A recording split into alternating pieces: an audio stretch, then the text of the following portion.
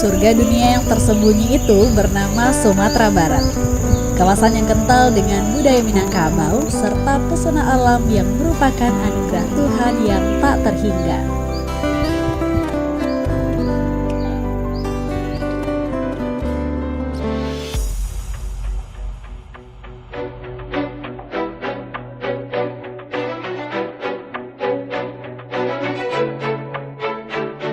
Banyak potensi yang dimiliki oleh Sumatera Barat dalam pariwisata. Potensi itu sangat lengkap, mulai pada potensi pulau, pantai, laut, kita punya budaya. Sebenarnya kearifan lokal kita tuh salah satu daya tarik pariwisata kita. Kalau kita bilang kita punya budaya, Sumatera Barat punya budaya, jelas. Tapi orang Bali juga akan bilang, kami orang Bali juga punya budaya. Jadi budaya mereka bisa menggenerate ekonomi through tourism, melalui pariwisata. Sumatera Barat punya nggak peluang itu? Punya. Harus mengubah budaya kita? Tidak. Budaya di Minangkabau itu tidak bisa kita lepaskan dari potensi pariwisata. DNA pariwisata Sumatera Barat itu adalah budaya. Jadi artinya orang datang ke Sumatera Barat itu karena ingin tahu budaya.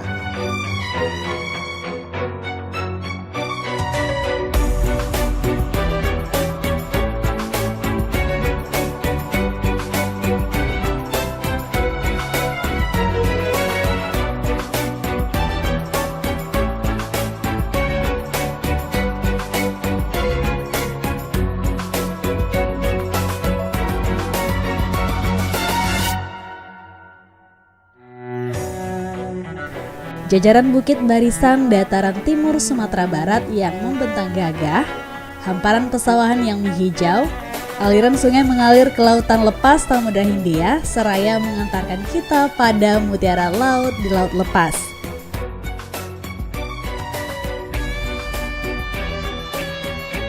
Ranah Minang, istilah yang acap kali disebutkan untuk menggambarkan keelokan budaya dan tradisi masyarakat Minang. Sumatera Barat dengan ratusan kearifan lokal yang mungkin tidak akan dijumpai di berbagai pelosok negeri sebagai warisan budaya untuk generasi masa depan.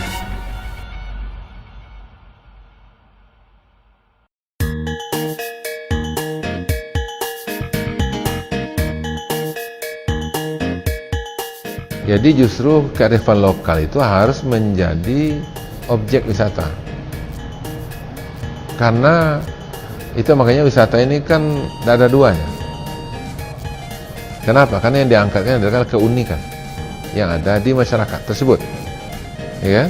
Nah, maka untuk itu, keunikan-keunikan itu, potensi-potensi itu harus kita kapitalisasi tentunya.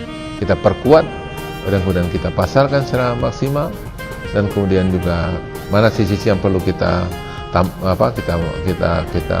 sempurnakan. Nah, tentu ini akan menjadi bagian lengkap.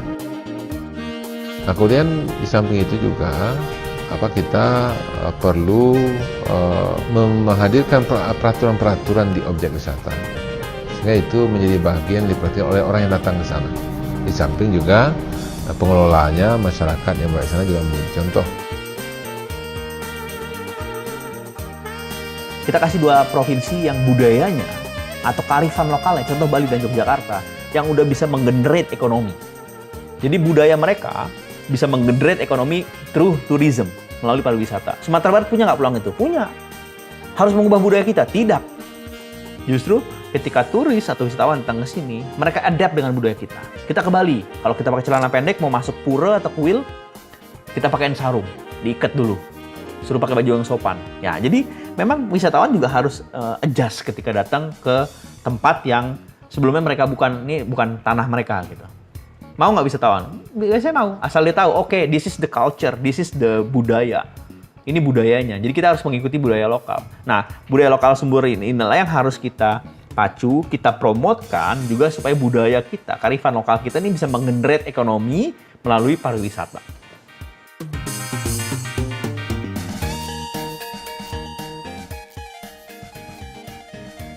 Jadi bicara budaya di Minangkabau itu tidak bisa kita lepaskan dari potensi pariwisata.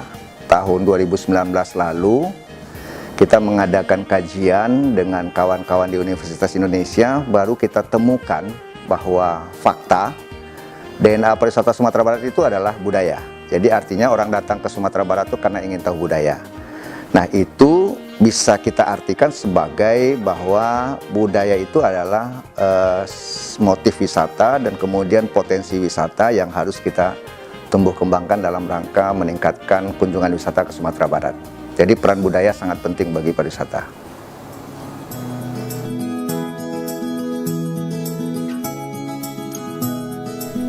Tidak sedikit orang yang datang ke Ranah Minang untuk memanjakan mata dengan melihat bentang Samudra Hindia dan merasakan hawa sejuk pegunungan sembari melepaskan penat dan riuh perkotaan. Tidak sedikit juga orang yang datang ke Ranah Minang untuk melihat dan merasakan keelokan tradisi dan adat istiadat Minangkabau. Anugerah-anugerah Tuhan tersebut merupakan jalan bagi masyarakat Sumatera Barat untuk menciptakan kesejahteraan.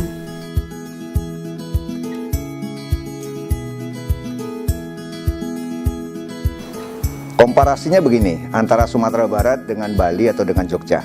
Budaya di situ sudah digunakan sebagai sebuah daya tarik wisata. Kalau kita mungkin belum seperti Jogja. Nah, yang perlu kita lakukan sebetulnya adalah membuat budaya itu sebagai daya tarik wisata. Dalam pariwisata namanya life experiencing cultural potential. Jadi budaya-budaya tersebut kita kemas sebagai sebuah pagelaran, kemudian kita pertontonkan kepada wisatawan, sehingga memang inline dia sama dia dengan tujuan atau motif kunjungan wisata tadi.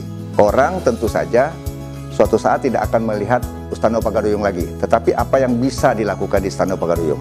Orang tidak akan melihat randang lagi, tapi orang bagaimana ikut membuat randang dan kemudian membawa hasil masakan randangnya sendiri. Nah, kira-kira kalau kita bicara tentang perekonomian yang didukung oleh pariwisata berbasis kebudayaan, kita akan mainkan dengan konsep life experiencing tadi. Jadi masyarakat terlibat di dalam budaya itu, masyarakat belajar menari, masyarakat belajar memasak, masyarakat belajar untuk berkesenian, talempong dan lain-lain, musik dan lain-lain. Nah, itulah yang akan kita tujukan untuk meningkatkan perekonomian masyarakat di bidang pariwisata berbasis kebudayaan.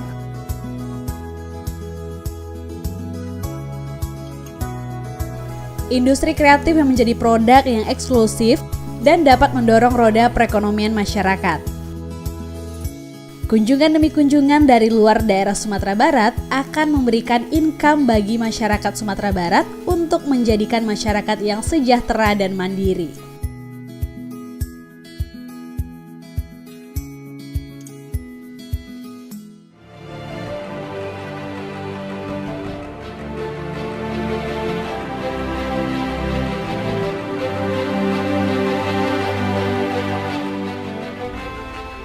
Sektor pariwisata yang sangat potensial untuk pemberdayaan ekonomi rakyat dan mempunyai multiplier efek yang sangat luas.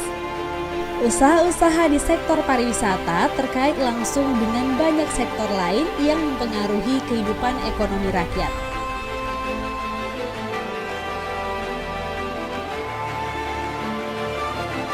Assalamualaikum warahmatullahi wabarakatuh. Alhamdulillah saya dan rombongan telah tiba di Sipora, Bandara Udara Rokot Sipora, Kepulauan Mentawai. Kunjungan kita kali ini dalam rangka kunjungan kerja untuk pertama rakor pariwisata, kedua juga mitigasi bencana dengan tim BPBD, karena kita tahu Mentawai salah satu daerah yang rawan dan rentan akan bencana Sumatera Barat. Di samping itu juga Mentawai punya potensi pariwisata yang sangat luar biasa tentunya untuk mewujudkan Mentawai menjadi salah satu destinasi wisata utama Sumatera Barat. Lakukan nanti. Pemerintah dalam mengembangkan sektor kepariwisataan yang mengarahkan pembangunan pariwisata pada 4 elemen pengembangan kepariwisataan, yakni pengembangan destinasi, pemasaran, industri, dan kelembagaan. Dengan demikian, agar tercipta pembangunan yang berkesinambungan.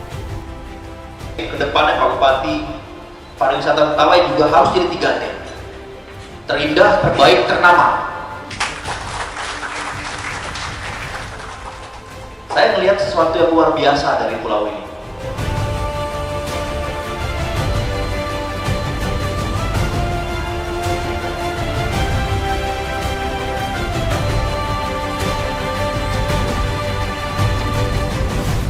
Kalau kita bicara objek, destinasi, peningkatannya cukup signifikan. itu kita kira-kira punya peningkatan sekitar 15% objek wisata baru tingkat desa. Ada desa wisata, ada Pokdarwis, ada hal-hal yang baru sekarang ditumbuh kembangkan oleh masyarakat.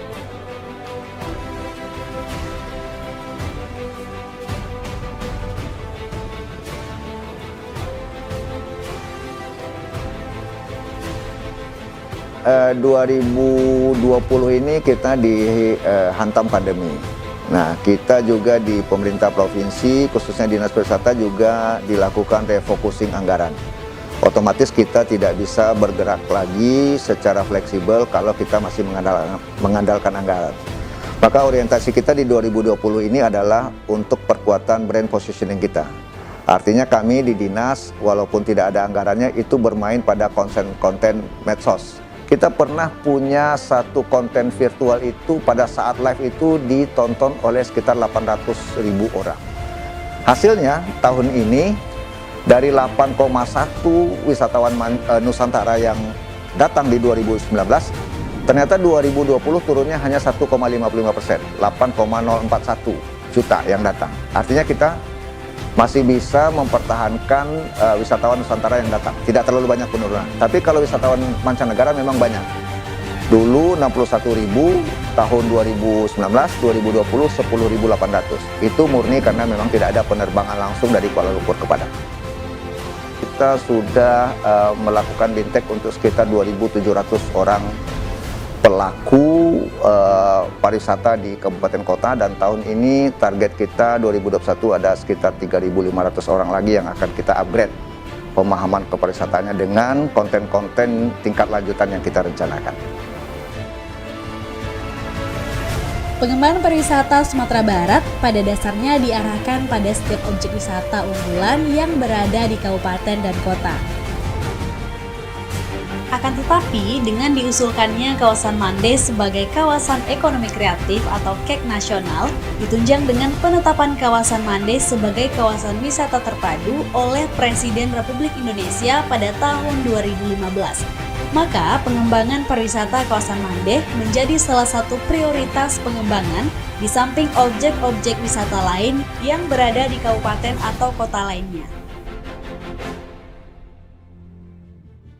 Kalau KEK itu kita ajukan 2 sebelumnya, tapi sekarang ada masalah dua-duanya. KEK Mande kita harus mulai lagi dari awal, ada karena banyak permasalahan di situ. Kalau KEK Mentawai kita tinggal menunggu satu rekomendasi untuk pembangunan lapangan terbang di PIP Mentawai. Mudah-mudahan dalam beberapa tahun ini KEK itu bisa kita wujudkan.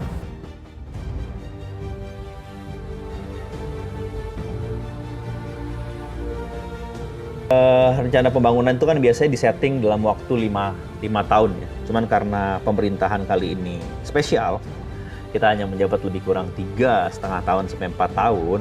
Walaupun begitu, kita buat arah kebijakan pembangunan ini tetap dalam waktu 5 tahun.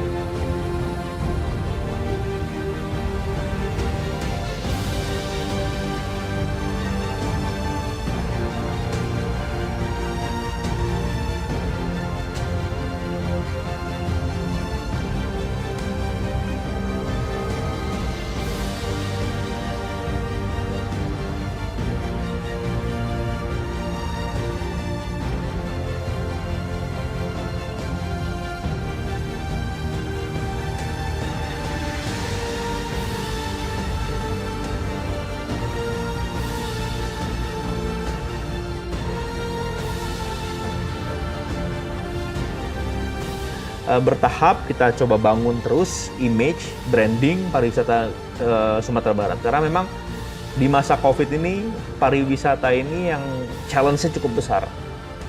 Banyak yang declining, menurun, sulit untuk menaikkannya. Nah, memang butuh strategi khusus.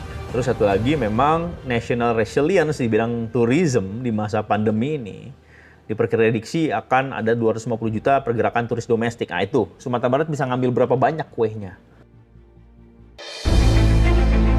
Selain yang tertuang dalam rencana strategis pengembangan pariwisata, konsep pengembangan pariwisata berbasis masyarakat merupakan suatu langkah efektif untuk menjadikan sektor pariwisata yang memberi manfaat optimal kepada masyarakat. Kalau dulu semua orang berpikir, masyarakat berpikir kalau mau mengembangkan suatu objek atau daya tarik, minta kepada pemerintah.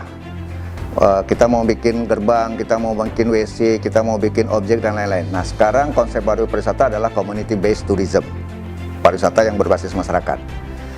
Kita sudah melihat hasilnya, apapun yang diminta kepada pemerintah oleh masyarakat, setelah dibangunkan tidak ada sense of belonging, tidak ada rasa memilikinya, sehingga tidak ada terpelihara dengan baik. Nah, pada banyak tempat, objek destinasi pariwisata yang dibangun oleh masyarakat pada umumnya dia akan terawat dan terpelihara karena itu merupakan milik masyarakat, mereka yang menggagas, mereka yang menginisiasi. Nah, community based tourism kira-kira konsepnya seperti itu. Masyarakat yang memulai menumbuh kembangkan destinasi, objek dan daya tarik, dan kemudian pada saatnya nanti kalau misalnya pemerintah diminta intervensi di hal-hal yang tujuannya adalah meningkatkan kapasitas dari destinasi tersebut. Tetapi sebagai sebuah inisiasi awal itu harus dari masyarakat. Maka objek-objek yang ada sekarang itu sudah masuk dalam konsep community based tourism.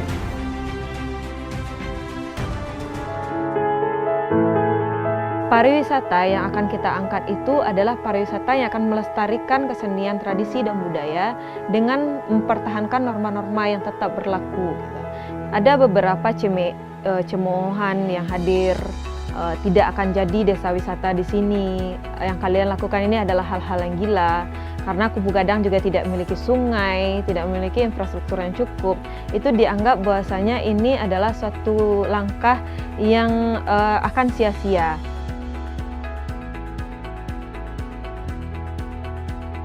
Dan memang konsep yang kita tonjolkan itu bagaimana perpaduan antara alam, tradisi, dan budaya.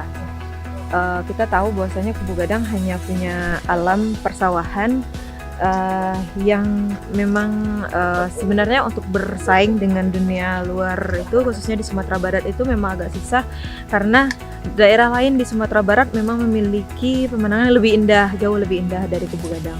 Tetapi bagaimana konsep alam, tradisi, budaya, dan kreativitas pemuda itu bisa menjadi salah satu daya tarik wisata bagi wisatawan.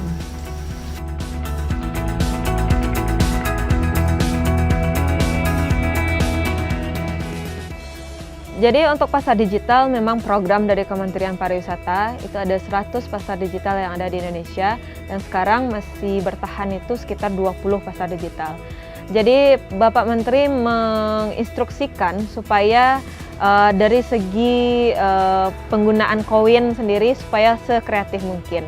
Dan karena kita sudah mengedepankan konsep dari segi baju, dari segi atraksi itu sudah tradisi, maka ketika kami memikirkan apa sih mata uang yang akan kita pakai, jadi waktu itu terinspirasi dari mata uang yang dipakai zaman dahulu seperti mos, sepiah gitu. Jadi kenapa tidak itu yang kita munculkan kembali dengan ikon-ikon Kubu Gadang. Jadi teman-teman ingin memberikan ciri khas yang unik, tetapi ada edukasinya di situ. Pengunjung yang datang ke destinasi Kubu Gadang, kalau nyonya belanjanya harus menukarkan uang rupiah dengan uang koin. Setiap hari pasar Kubu Gadang kan Kubu Gadang itu dibuka setiap hari Minggu. Jadi setiap minggu kan orang penduduk di sekitar Kubu Gadang kan yang berjualan di situ kan. Dari sarden pecahan kan dari 5.000, 10.000, 20.000, 50.000 sampai 100.000 kan. Kalau kembaliannya yang setiap penjual ini menyediakan uang tukarnya gitu bang. Yang pada tahun 2015 untuk menjadi ikon dari Kubu Gadang sendiri terinspirasi dengan berbagai kegiatan yang ada di Sumatera Barat termasuk Pacu Jawi. Jadi teman-teman merumuskan satu atraksi yang menjadi ikon untuk Kubu Gadang, yaitu Silik Lanya. Silik Lanya di mana memiliki proses sangat panjang dan di situ juga teman-teman fotografer sangat luar biasa peran aktifnya di sana untuk membumingkan pada Silik Lanya sendiri sehingga Silik Lanya menjadi daya tarik utama bagi Kubu Gadang.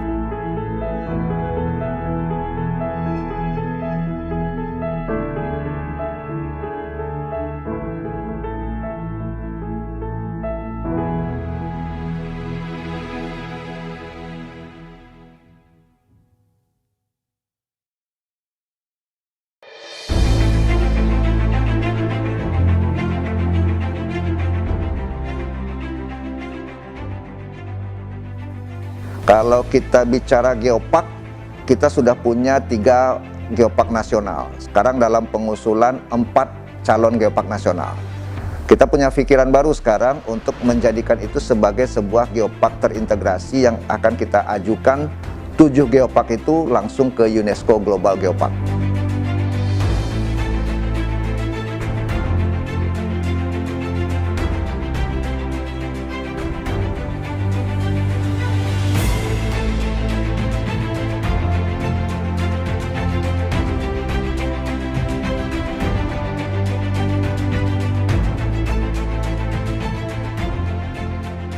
Awal dari Geopark Siloke didengungkan di Kabupaten Seunjung.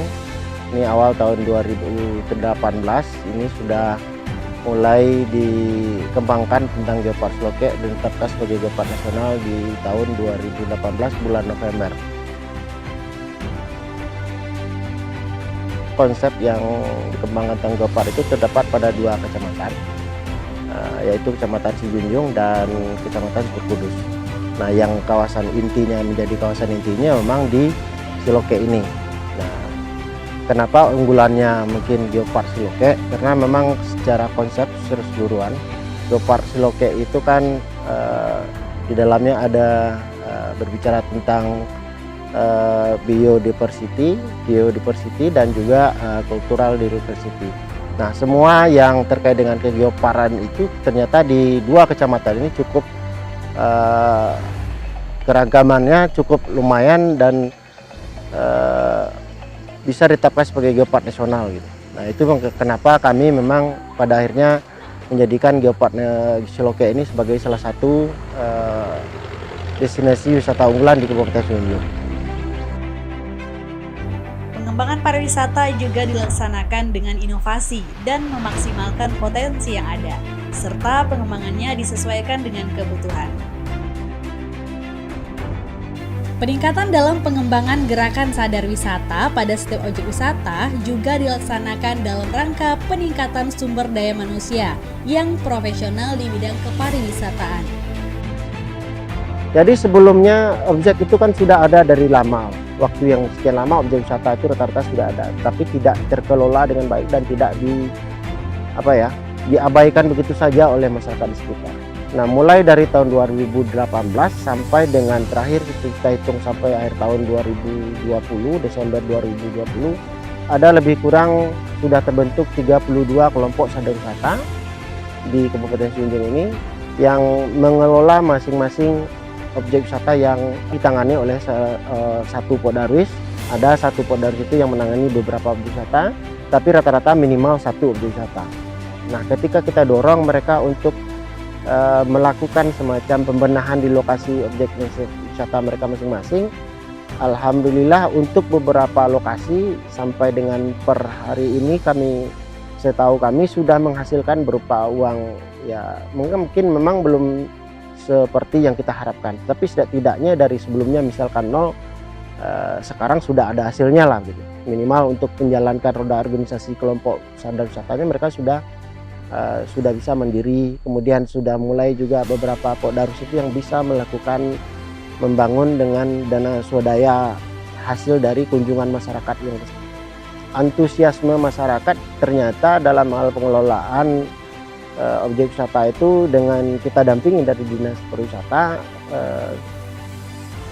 ternyata selama ini itu yang mungkin belum dilakukan secara maksimal. Nah, ketika kita dilakukan secara maksimal, alhamdulillah itu berjalan baik dan sudah menghasilkan untuk beberapa Podarwis sudah menghasilkan untuk kelompok itu masing-masing.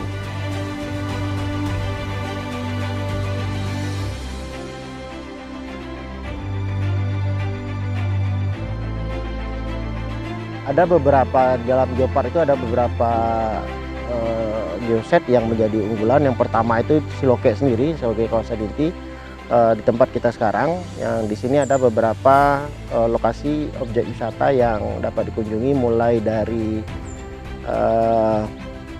Ngalau itu ada 2 buah di Siloke yang lumayan bagus, yaitu Ngalau Besure dan Ngalau Telago.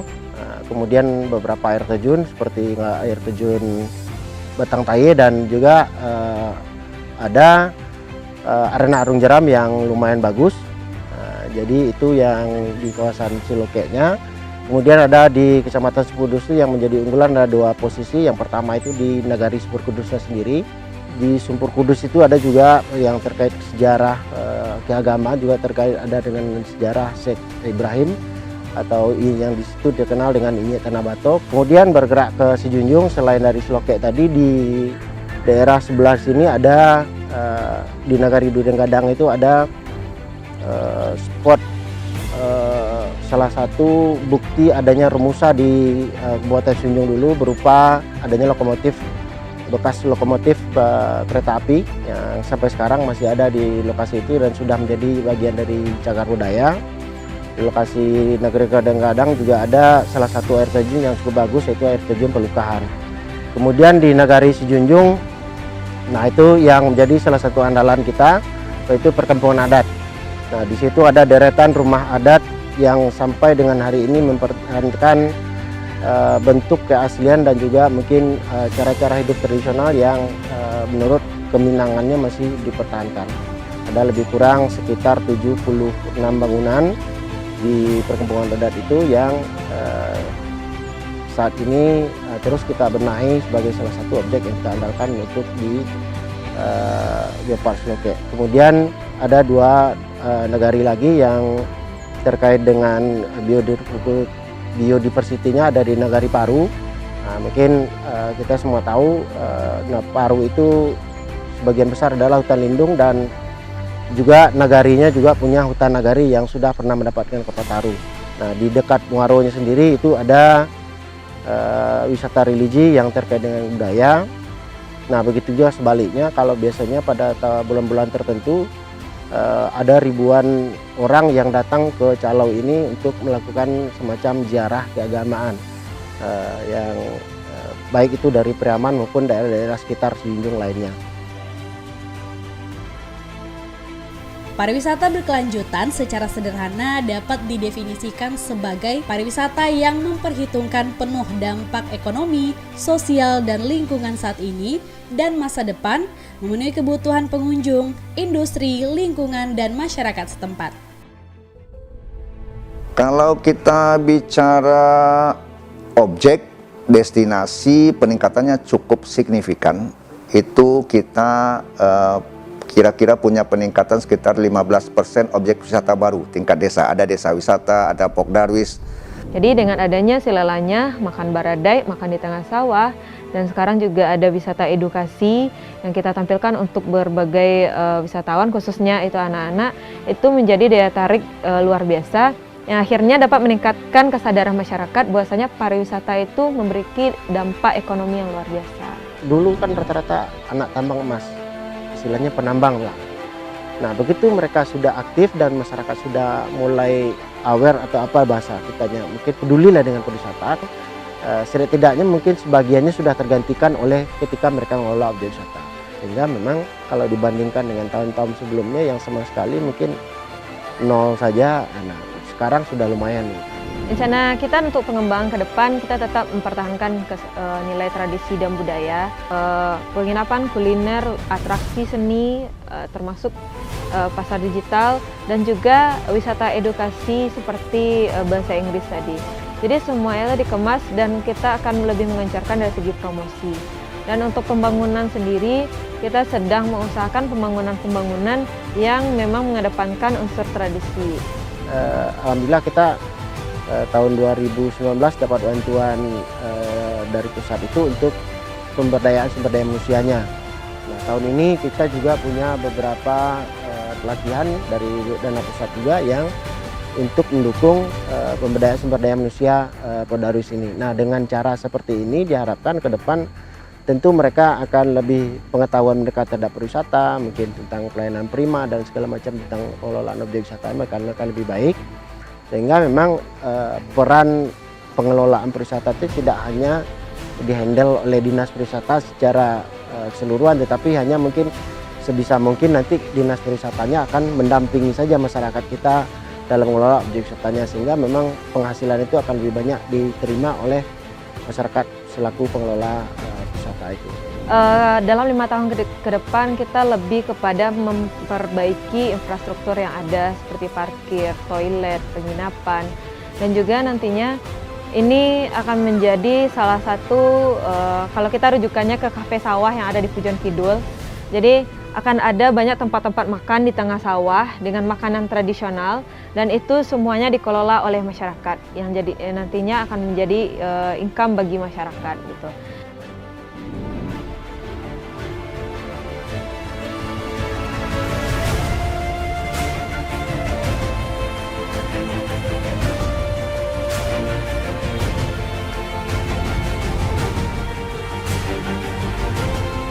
Sarana prasarana infrastruktur juga terus kita tingkatkan. Kadang belum terintegrasi dengan budaya asli kita, ABS-SBK, budaya kearifan lokal Minangkabau. Padahal kita punya aset-aset budaya yang sangat luar biasa di Sumatera Barat. Peran-peran fungsi Pokdarwis udah mulai banyak terbentuk. Kita juga bekerja sama dengan Kementerian Pariwisata Ekonomi Kreatif. Nah, kita lagi mengembangkan BPBD, Badan Pengelola Pariwisata Daerah. Itu isinya ada government, terus pelaku pariwisata sendiri, community, terus akademik. Intinya dari itu. Kita lagi mengembangkan BPBD, isi perwakilan-perwakilan itu untuk benar-benar mengelola pariwisata daerah seperti yang ada di Provinsi Sulawesi Selatan, Provinsi Bali. Nah, kita lagi membentuk. Perlu juga kita sampaikan kepada mereka bahwasanya ketika memberikan perhatian hasil dengan pariwisata, tentunya juga akan lebih menjamin pendapatan kepada masyarakat yang panjang. Selama objek itu disenangi, terpelihara, dan kemudian masyarakat bisa nyaman di sana, saya kira itu akan tidak dikunjungi. Nah, maka itu untuk kelengkapan itu dan keramatamanan masyarakat sekitarnya adalah hal yang mesti menjadi perhatian kita. Sehingga ke depan ini mesti juga kita tingkatkan. Mudah-mudahan dengan sinergi kerjasama ini, maka keberhasilan akan dapat kita peroleh di dalam pengembangan pariwisata di masa-masa yang akan datang.